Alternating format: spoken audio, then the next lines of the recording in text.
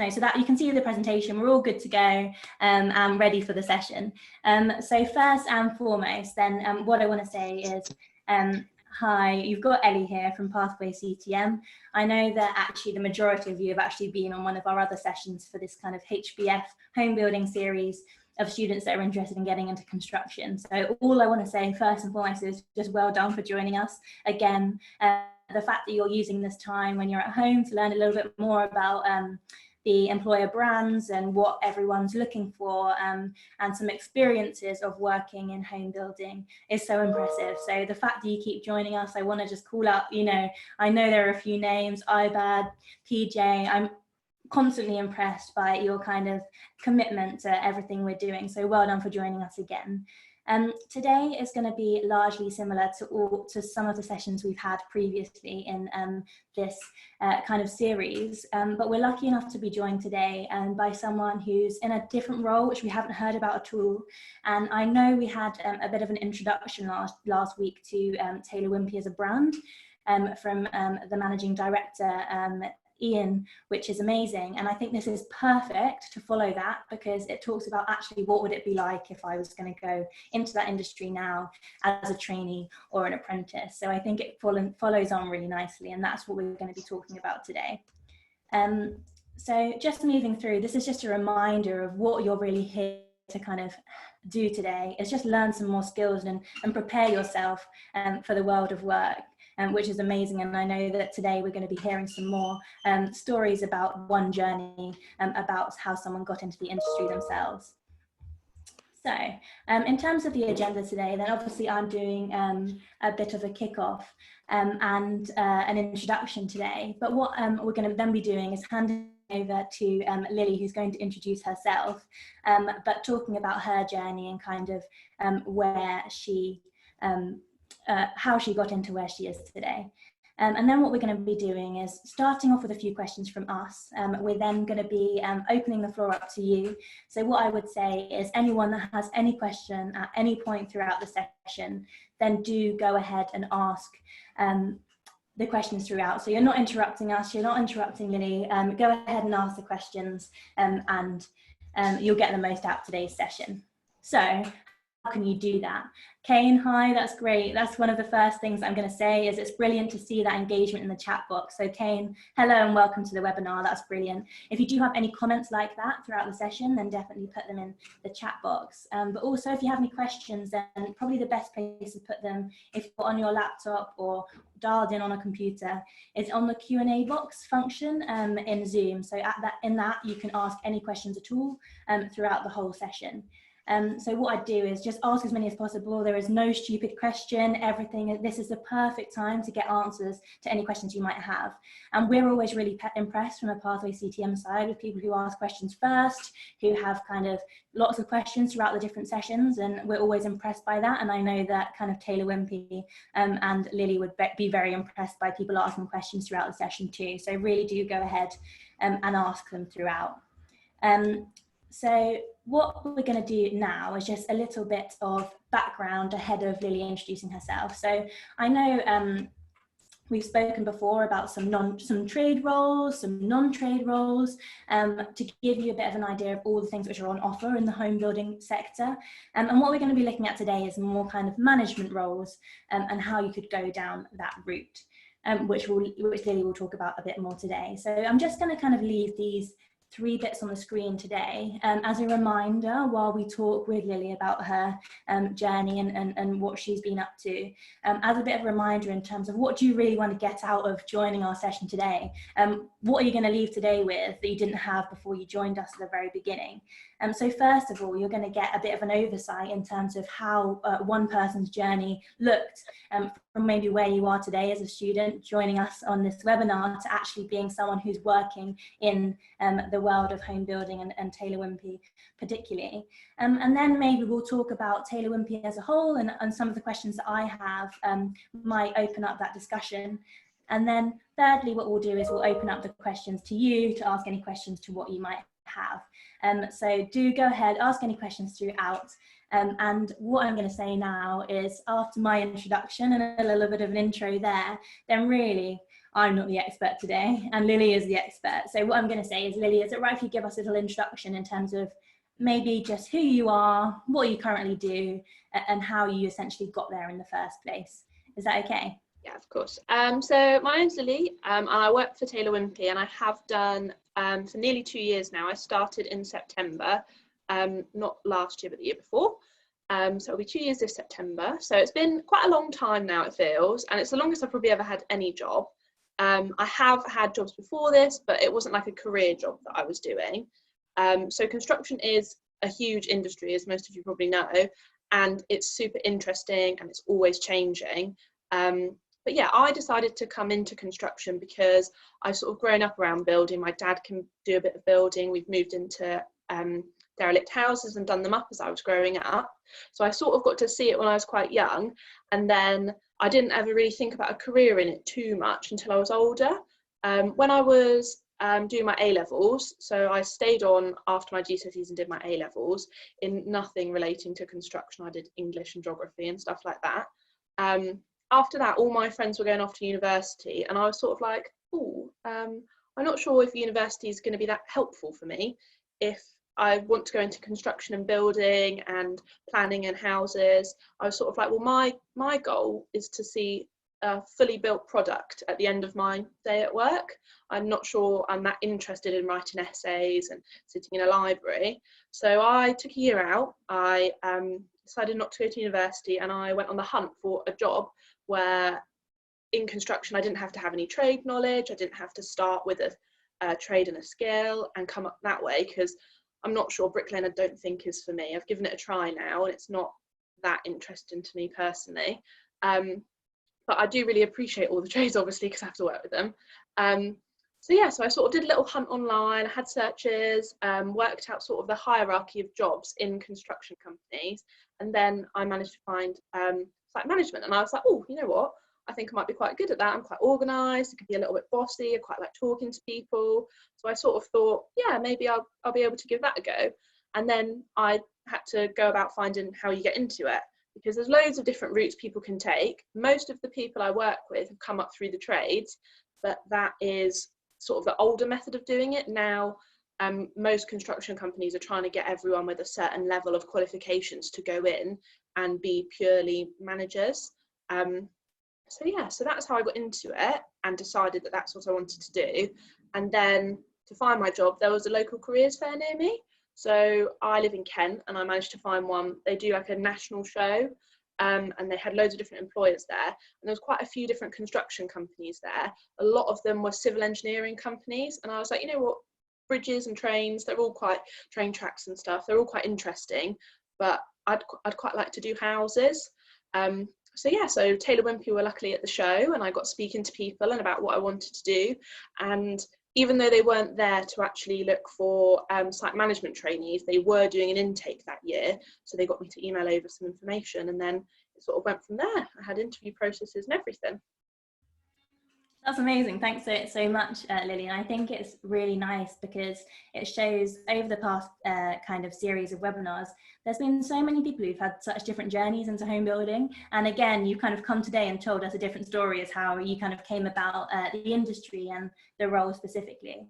I thought it was really interesting the fact that you said as part of that, you thought the skill set kind of sat more with kind of site management than some of the other trades, obviously, if you said you didn't come from that background. So what are those kind of skills that you thought, actually, yeah, no, I have those and those could be relevant for site management? Because I think there's some students on the line who might be thinking, yeah, actually that could be for me. So maybe some of those skills that you thought of when you had that thought process. So I'm not sure so much now, but I definitely used to be a very organised and like scheduled person in my life. And I think that's a really important skill to have, because one of the main parts of our jobs is following a schedule and making sure everything runs on time. And really that's the most important thing, because when you start a project, you have a start date and an end date, and whatever happens in the middle doesn't really change any of that. So you just have to follow the programme to the best of your ability and finish when you're told you're supposed to finish. So being organised and quite rational is really, really important, I think. Another one that I think is super important that a lot of a lot of people generally lack, I think, is being able to talk to people, because although you're learning to manage these people, sometimes you want them to do you a favour. So you do have to be friends with them, but on a professional level at the same time. So you have to have quite good people skills in terms of like asking people to help you out and giving a little bit when they need it because they've not managed to do something, and then being like, actually, I do need you to do this now at the same time. So that is something I'm definitely learning and developing, but I think I did have quite a lot of conversational skills before I started. So those are probably the two main ones, I think. Yeah, that's brilliant. So all the students who are on the line, I'm expecting you jot those down, because I think they're really good ones which you can build on. And I think personally, the fact PJ, Kane and Nizam all wrote in the chat box at first, that's kind of an element of communication, which is great. You know, in these forums where you might not necessarily know all of the other students on the line, and you might not necessarily have met us at Pathway CTM, you're starting to engage and communicate, and that's really impressive and a good example of that.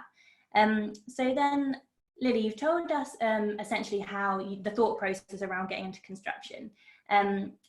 So I know that you mentioned earlier that you kind of had a personal experience in terms of family maybe working in the industry. Was that part of the reason that you what's the story there, I guess, in terms of what you spoke about earlier? So we've moved houses a lot, and every time we've moved into a house, both my parents have been doing stuff, and I remember being quite young and helping out where I could. So obviously I remember seeing that happen, and I also remember the feeling of at the end of it being like, oh, look what we've done today. And I think that is one of the big things that happens. Like every day I go to work, something new has changed, something has happened, a house has a roof on, there's a house there where there wasn't yesterday. That sort of stuff is really, really interesting to see.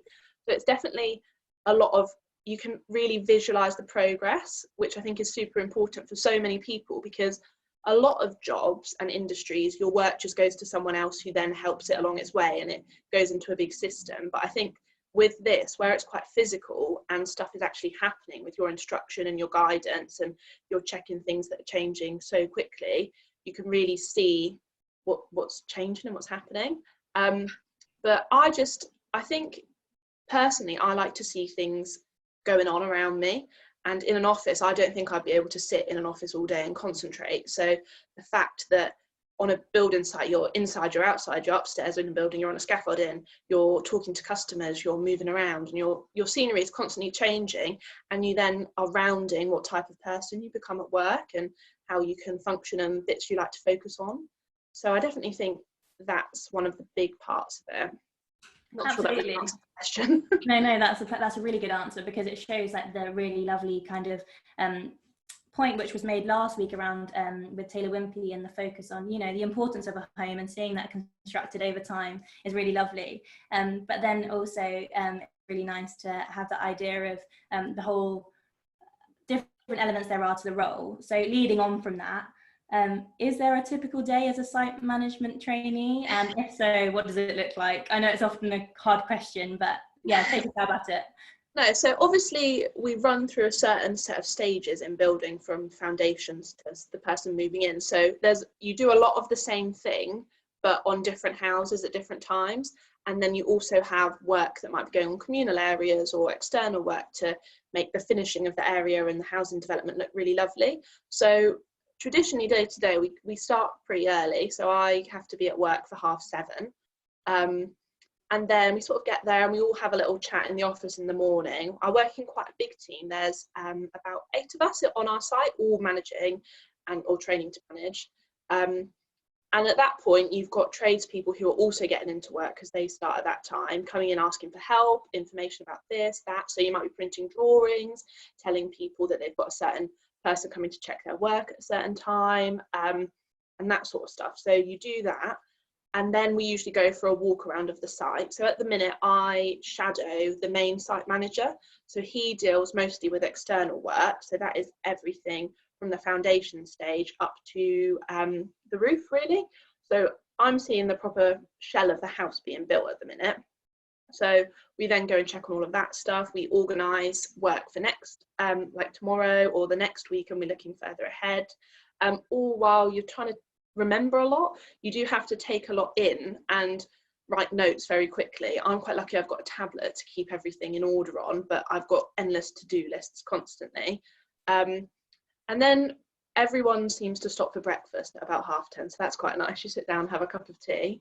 And then you sort of do any emails that you've got coming in. So that might be like from meetings, minutes you're taking for meetings that you need to send out. Any problems you've got, they often get pushed down to me, and then I'll be doing a lot of the email correspondence and trying to get people to resolve issues, highlighting issues to different departments that we need help with. So there's a lot of talking to the other departments within Taylor Wimpey to get their help to get an issue resolved. So everything that we do, we usually have to speak to the buyer of the materials or the technical department who set out the detail for the part of the building that isn't quite working in real life. So we have to do a lot of that. And then generally there's just a lot of walking around and checking up on progress, directing people where they need to go next, and yeah, just trying to keep it tidy and safe at the same time as well. So there's an endless list. That's really interesting to have a view in terms of what a typical day could look like. It sounds like you're very much like in control and overseeing all of the different things together. So communication, as you said earlier, is a key part of that. So what I want to say on the communication point is, students, any questions, communicate now in that Q&A box if you do have any kind of questions that you want us to ask Lily. And then just one more question from me, and then I'm going to hand over to Gabriella. But what was the initial process like? So you'd got to the point that you decided you want to go into construction, you'd been to the careers fair, and you wanted to go into site management, you knew. What was your application process like, and how did you find it of getting into the role? So I think there's often, normally there's a job role that you apply to basically, but I think because Taylor Wimpey had organised their intake, mine was slightly different. So I sent in an email with my CV and a cover letter to the production director. So that was quite helpful because I'd already met him, so he sort of knew who I was, and I was just following up on that. But definitely a cover letter as to why you want to get into the construction industry is super helpful, and why you think you'd be interested in it, and your qualities as a person would be good. But from that point, I then had a bit of email correspondence, and at one point I actually thought he hadn't replied to me for a few days, and obviously he was super busy. I think it might have been a week or so, and I was like, oh my god, I'm gonna have to find another job. I've put all my eggs in this basket. I really feel like this is the company I want to work for, and maybe I've not got it. But eventually he managed to come back to me, and we organised an interview. And at that point, before that, I was like, I don't really know a lot about construction. I don't actually have any personal experience with building anything, so I didn't know all the key stages and that sort of stuff. So it was definitely important for me to do quite a lot of research on the company, and because obviously we were previously two companies that merged, and how the company had gone on since then, developments near me in the area. So that was quite helpful to see potentially where I could work as well, because they're not just going to drop me in a field with a random person I've never met before. They were going to send me to an existing site so I could learn some stuff. So I then had to work out where they were working and if it was feasible for me to get there and that sort of stuff. So after that interview, he sort of went through in the interview like why I liked construction, why I thought I would be good, what I knew about Taylor Wimpey and the industry in general. So with all my research that I'd done and notes that I took in, I was like, oh, I can tell you this is on page 4 of my little leaflet I've made myself. But no, so we sort of spoke in the interview. It wasn't super formal. There wasn't like a day where we had to go and prove ourselves and how incredible we were. But after that, he sort of was like, well, would you like your job? And I was like, oh, yes, of course I'd love my job. That would be amazing. And then he was like, right, we'll send you over a contract eventually and we'll get you going. And at this point, I was in a sales centre with all these people who work for Taylor Wimpey who I'd never met before. I just had to get in my little car and drive home. But no, it was super, super interesting talking to him, because obviously he had a lot of experience in the industry and he was looking out for people he sort of wanted on his team, basically. So that was quite good. Absolutely, and there's some really like key parts there, and I think one of them which jumped out to me, and I'm sure Gabriella will agree, is that you sound very, very prepared for that interview. Yeah. If you've done your research, you have notes in a book, you were ready for any question to be asked. So those 3 examples of the questions that you were kind of asked, if I were a student now, I'd be thinking, okay, yes, why Taylor Wimpey? Do your research before every brand that you go and apply for. Why the industry? Absolutely, as you say, Lily, that's always going to be asked. So have yourself an answer to that question too, and why the role. If you've got yourself prepared for those 3 questions, you can't really be thrown off on them. So really do your research to make sure you're prepared for those 3. It's super important, I think, to be prepared, because otherwise someone could throw a question at you and you wouldn't know the answer at all, and you could just look a bit silly. So it's better to have some sort of idea, but also if you don't know the answer to a question, they don't expect you to know anything already. So that's important. Yeah, absolutely. And being honest in that point rather than going down a rabbit hole. Yeah. Being honest when you don't know the answer to other questions is absolutely important. So yeah, no, that's brilliant. And it gives us an idea of kind of how your application process went. Gabriella, I know I'm going to hand over to you. What I really want to do just quickly is we're seeing so many questions come in, and just one is off the back of what we've just been speaking about. So from Kane, Lily, I'm just going to ask this question quickly. You know what the requirements were for your role? Like, did you need a certain number of grade requirement, or? So I think when they're looking to employ for the role now, they just ask that you have passed your English and Maths GCSE. So I don't even think that's super important to them. They're more looking for the qualities you have as a person and if they can mould you into the job role, because essentially they want someone who's really willing to learn, and you're willing to learn about the role is more important than your superficial knowledge that you've got from school. So I think we now in this position only take on people who are 18. I think that's come out recently. But yeah, so just, you don't even have to, like, I have no construction knowledge before this. I'm sent on a college course at the minute as well. So they do all of that for you. You just need to be willing to learn and have a bit of interest in the industry at the same time. So I love a bit of grand design, so I definitely recommend you all get watching, and just have an interest and be able to talk about it to a degree. Absolutely. No, I couldn't agree more from what I've heard from all of our panelists over the time, but that's a great summary of that, Lily, thank you.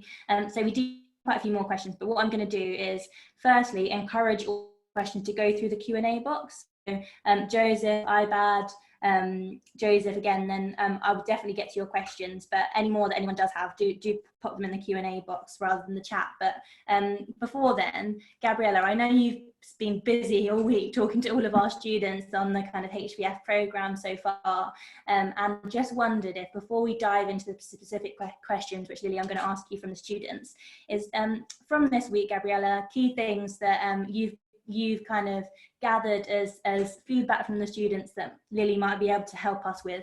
Do you have any questions from this week which you could, handing over to you, really? Okay. Yeah, Lily, I think it's been a real journey talking to so many different talented people, and I think the key thing is now is that you obviously didn't have is this whole pandemic and this whole lockdown and this unusual scenario of, well, where am I going? I thought I was going here, but now I don't know. Actually, I'm not sure if I'm sure at all about anything. There's so many different angles coming in. I've had some most fantastic conversations of brainstorming.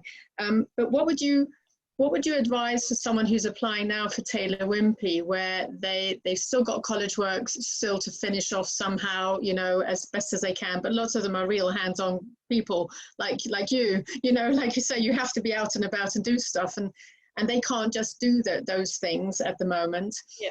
But they definitely want to move on and apply. So how do they kind of incorporate that into their application, where things are not quite finished and not for they're not doing, but because they can't? So how does it all get catered for going forward? Yeah. With that, I'm not exactly sure how the company would move forward with it, but I would just advise you to keep improving your knowledge on building methods that we use. So that's like products we use. So we use a lot of like smart roofs, which is modular build, looking into Taylor Wimpey in a bit more depth. So you've got some more knowledge about the company and how they build and their qualities and traits. And that goes for any company really, because at the end of the day, you want to know that you're applying to a company whose values you sort of agree with as well. So whether that be sustainability or the way they treat their employees or the benefits that you get when you work for them and the way that they interact with customers and everything and the reviews they get. So that's definitely something you can look into, which you might not necessarily actually have time for in your normal life. And also, like, undertake your own little projects. So if you can show that you're interested and you've learned to do something yourself. So recently, it sounds really silly, but I've built something in my garden for my rabbits. Like, I sound like an absolute crazy animal lady, but it's been really interesting to try and do that myself, because you also learn an appreciation for trades and their skills and everything they have to do and go through on a regular day. And I'm even just like using a screwdriver. I've watched so many people do it at work and they just like, it's done in 10 seconds. And all of a sudden I'm trying to do it and I'm like, I've just drilled the head out of that screw. So definitely try and give it a go yourself if you've got the time. College work, I can completely understand how unmotivating it is to try and complete your college work at home. You might not have the right learning environment, all the right resources. And I find that as well, because I've still got college work to complete, and it's so much harder doing it at home than with your tutors in a classroom. But I think definitely having a structured day to do that is quite helpful. And if you want to get outside and do something instead, do it. Like, you've got a good few weeks at least left of this.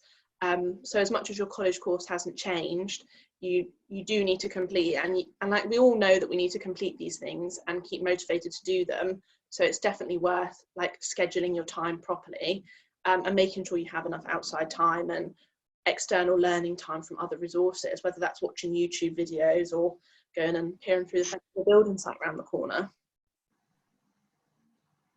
Well, thank you. I think you've answered so many nuances there that have come to my phone calls. You've just covered a wide range of that. One thing I'd like to ask a little bit more, because it is, and you really mentioned this topic of values, and I was trying to also echo that in my calls, that it's so important when you go into an apprenticeship.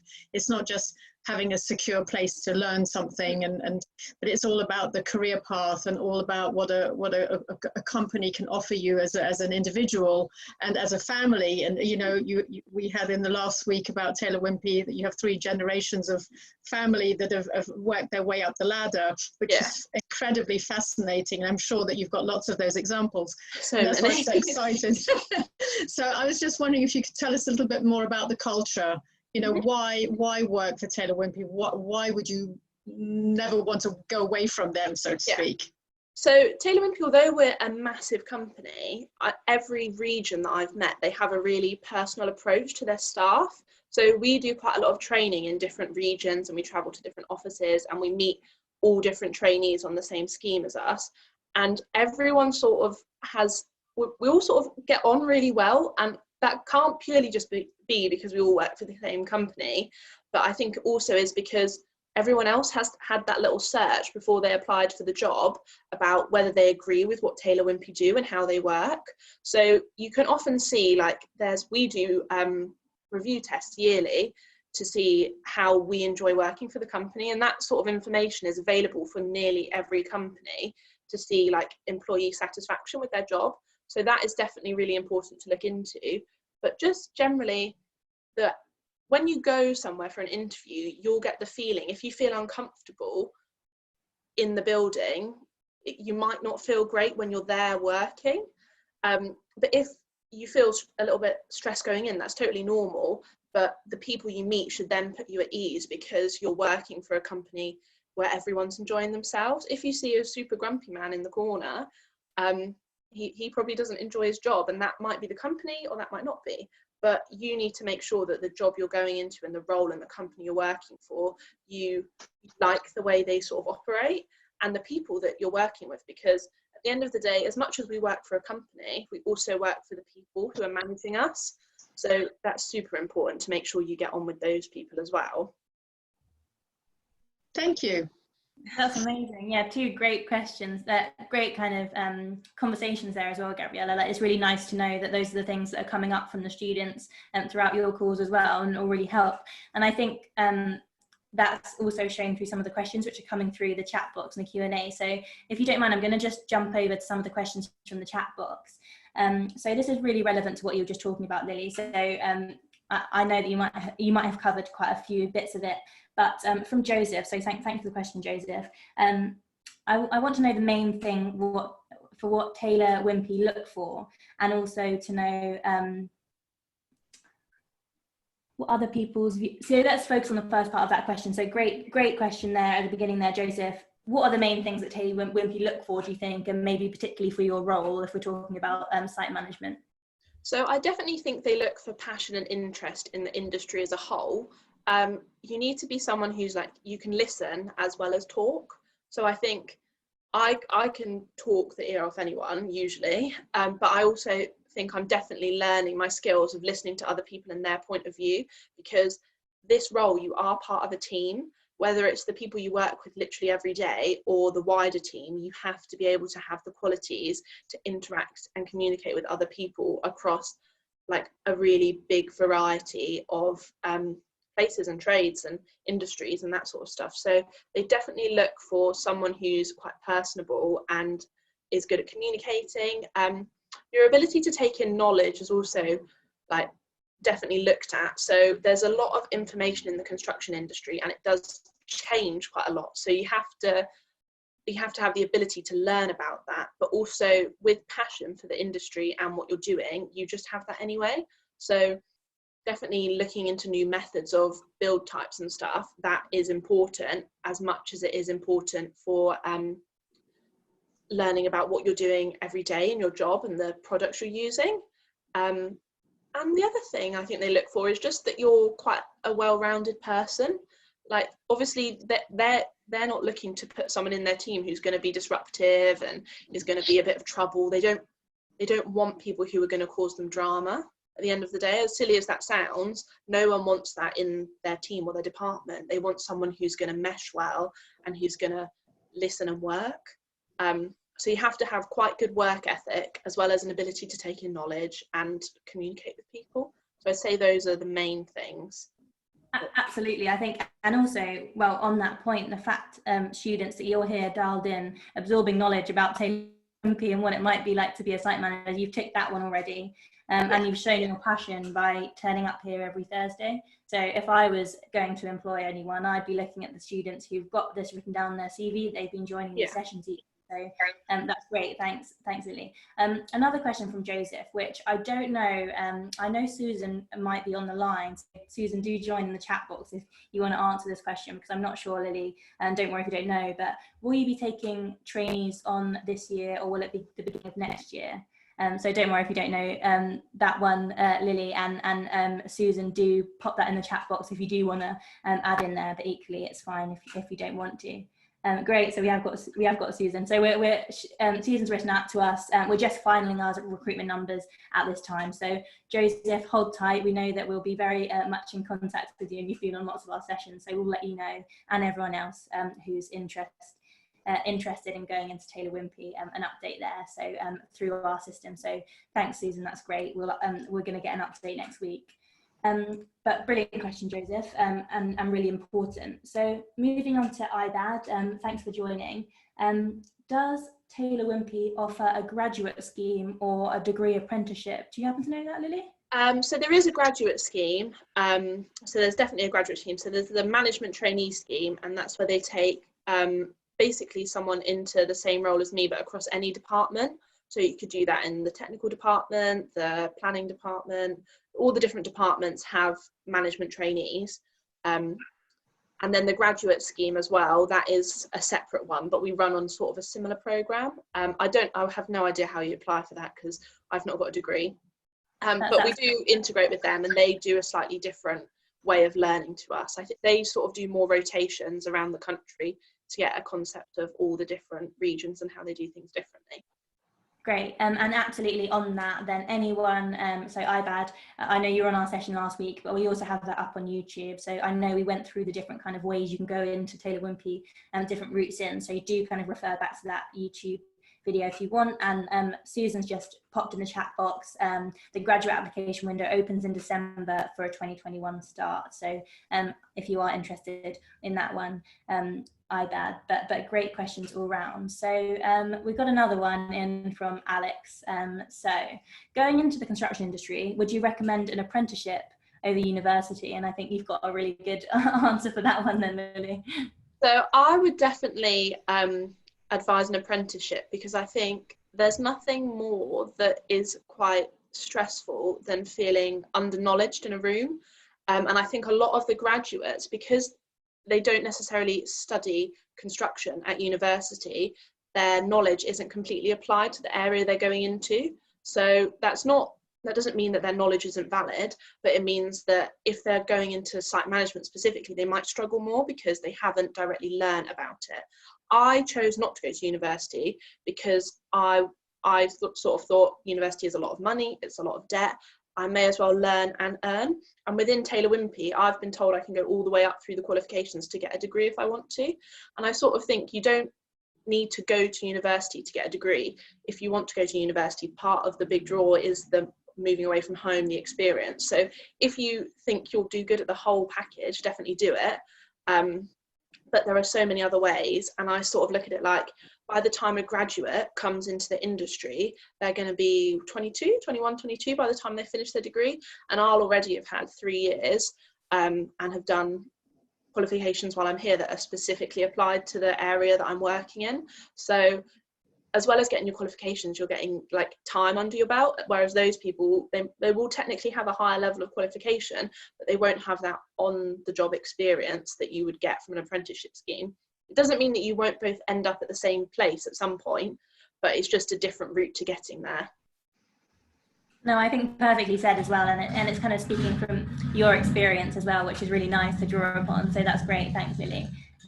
Just apologies for a little bit of background noise there, but moving in onto another question. So Lily, has LinkedIn ever helped you with getting to where you are now? Do you use LinkedIn? Is that something you've been? So I do use LinkedIn now, but I don't think I used it properly when I was looking for my job. I did have it at the time, but I think I then went and followed the guy who gave me his card and his email address to email. So I think that was probably quite helpful. But I don't think my LinkedIn profile, because it wasn't construction tailored, it wasn't super helpful at the time. It is definitely really good for looking for jobs and other industries. And I now follow like a lot of inspirational people who are in the construction industry and product companies as well. So that's quite a good part of LinkedIn to be in on. And if you can get your profile to look a bit more construction related, it would definitely be quite helpful, I think. And it keeps you with relevant data and information about the industry from people who are currently working there. So I think it would be super, super important, although I didn't personally use it. I think if I was looking for a new job now, LinkedIn would be one of the ways I'd go, because you get an insight from employees of a company for what the company's like. So definitely worth having a look on LinkedIn at people who work for Taylor Wimpey and connecting for people in the company already in the role you're wanting to do. And like, I think most people on LinkedIn are really, really friendly. So feel free to probably message people in roles that you're interested in and ask them for their advice and help. So that is definitely one of the good parts of LinkedIn. Can I add to that? Because that's really, you're really clued up. One thing is, if you follow Taylor Wimpey and you follow it in your LinkedIn, you will then find that you get feeds from the company itself. So you get like articles that people are posting. So if, say, you're going for an interview and you start looking at the feeds of what's currently relevant going on at the moment in XYZ, you've got topics to talk about, because often in interviews you get that question, do you have any questions to us? And that's where you can really come and say, well, yesterday I read that you're doing this and this and this in I don't know, in the Midlands.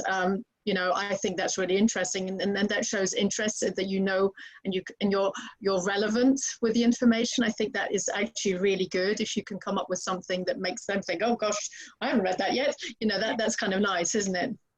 No, I think it's really, really good when you can follow companies, because there's stuff that will come out in like inside company emails, but it'll also get posted on LinkedIn.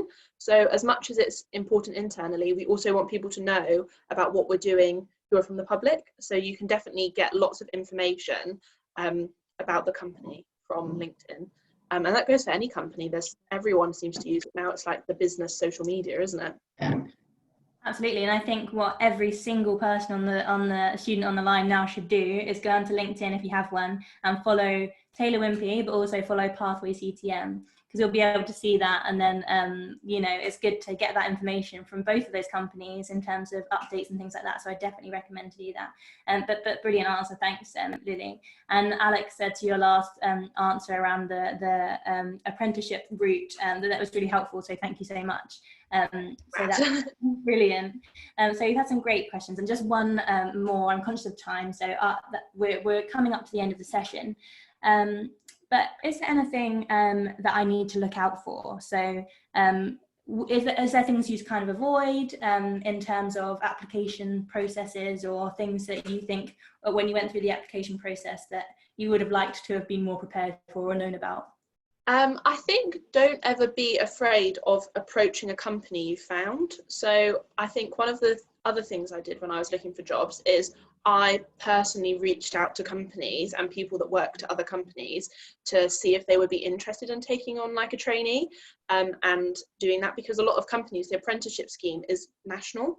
So there's so many companies who they might not have started advertising it, but they would be looking for someone in that role. So that's really important. And that shows from a personal side that you've gone out of your way to contact a company, and that looks quite impressive.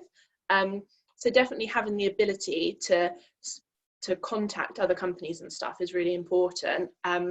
Also, if you're looking at going into site management, one of the things you should definitely be aware of is it is very cold, so you should be prepared for that. That's just one of the things I really didn't anticipate. I sort of thought we'd all, at the end of the day, we do some walking around and we go in a lovely warm office, and it is, but it's still outside warm because they're not usually like full blown buildings. So there's lots of things you can do. There's loads of YouTube videos and pathways on the day in each role, so it's definitely worth doing that. But yeah, I think I've strayed from the question a little bit there. No, that's absolutely brilliant advice. We haven't had that advice yet, and that's actually really, really useful. So students, make sure you're prepared for a day outside. I think that's really practical. Not only obviously all of the useful advice you've given us in terms of applications and getting prepared. So they're brilliant. I guess. Yeah, I just have another few really quick questions I want to get in, and I know that we've got we're gonna finish up in a few minutes, but speaking from your experiences, so you've been hugely successful, and I think the way you speak is like very impressive. What are your challenges? How have you found any? I know you said early starts. Are there any elements of the job that you think, actually, if I was a 17, 18-year-old now, I would have been wanting to know that these challenges are part of the deal, I guess?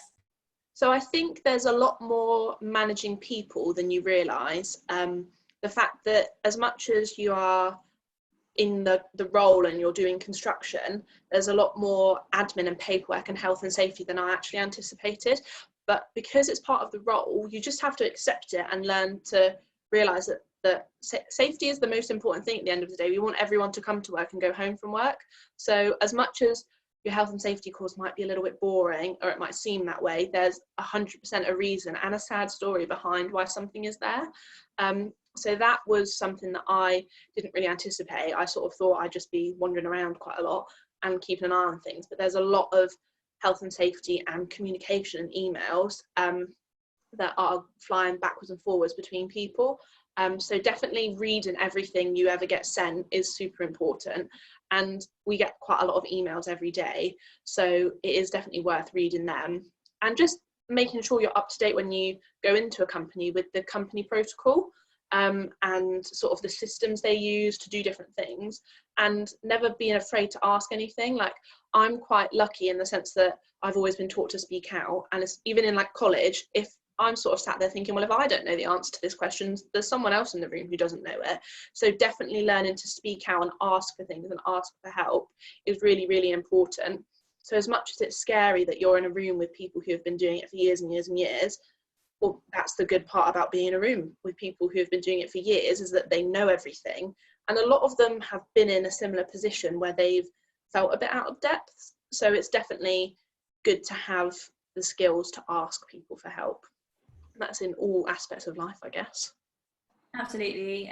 No, I completely agree, and two really good points. And then I guess just really quickly, before we do the kind of follow-up from the session, which I'm going to move on to now, what's the thing you most enjoy about the role specifically, just because we had a session which introed Taylor Wimpey last week, so I'm more interested today for those students who are thinking about going into site management, about that role, your favourite part of it, I guess. So one of my favourite parts of it is when we get to meet the customers who are moving into their house, and at that point you can see that person and their family going into that home, and it goes from just a plot that you're working on to someone's actual house that they're going to move into. And I think that personal connection is really important, because you then start to go, oh, actually that's Mrs. and Mr. such and such, and they're going to be living here, and I actually don't want to give it to them like that. So I think that's really, really important. And seeing people move in as well is quite, like, it's a really nice thing to watch, because you see them get everything in their house and they look super tired by the end of the day, but you're like, oh, we all played a part in building that for you, and you're going to have loads of lovely memories in that house. So I think that's quite nice, but that's quite a people-focused answer, isn't it? That's a perfect answer, and it shows it's really key to what we're doing in terms of working with home building specifically, because I think that's what sets that aside to kind of the construction industry as a whole, is the home building and that side of it. So I think that's a lovely answer. And so ultimately, Lily, thank you so much for your time today.